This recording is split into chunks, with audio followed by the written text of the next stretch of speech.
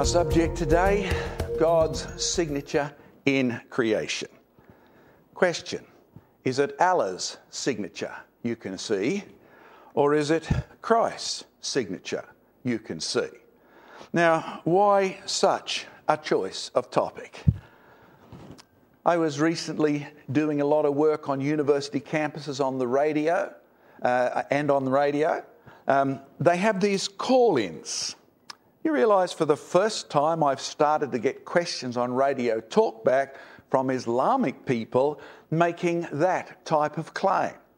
But doesn't Islam explain the world better than the Bible does? And I had a group of white Anglo-Saxon university students asking me questions about Jesus Christ, because that's what I'd been talking about on the university campus, but their questions were phrased in the context of, but how do you know Jesus is the promised Messiah? Couldn't Muhammad be the real prophet? Now, these are not church people, so tell me where those questions are actually coming from. The influence of Islam. And it's showing up in the way they're thinking, even about creation. Well, there is what your Bible says. If you're a Christian, you can read what the Apostle Paul says in Romans chapter 1. He says, the invisible things of God from the creation of the world are clearly seen, being understood by the things that are made, even his eternal power and Godhead, so that men are without excuse. But Muhammad said, our God and your God is one, and it's to him that we bow. Now that's a quote out of the English translation of the Koran. You will see instead of chapters, they have what they call surahs, and there's the reference. And beyond a shadow of a doubt, that was aimed at the Christians and the Jews of his day. Because in his early part of his mission, he tried to get along with the Christians and the Jews. Our God and your God is one.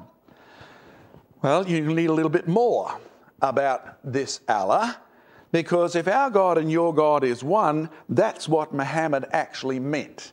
The Allah we submit to, because that's what Islam means, the Allah we submit to, we bow down to in Islam, is the same as the God of your Bible. Your Old Testament of the Jews or the Old Testament of the Christians. That's what Muhammad meant. You want to know a bit about Allah? You need to look up the Koran. Don't ask the average clergyman. He hasn't read the Koran. In the last 10 years, I've picked up 4 copies from around the globe because more and more my taxi drivers are Islamic. And more the people I'm meeting on campuses are Islamic. I ran a meeting for a theological society recently on a university campus, and probably a third of the students who turned up were not failed Anglicans. They were not defeated Baptists.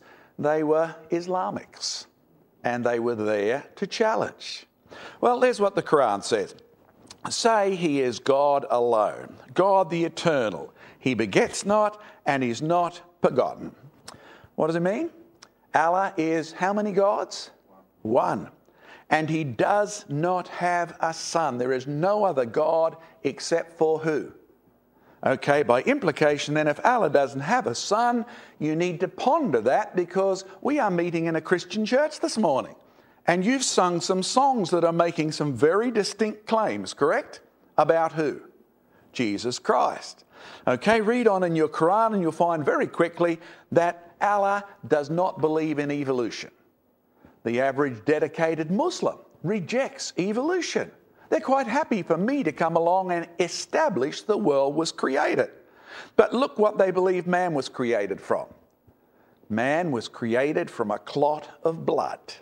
And as such, he is not made in the image of...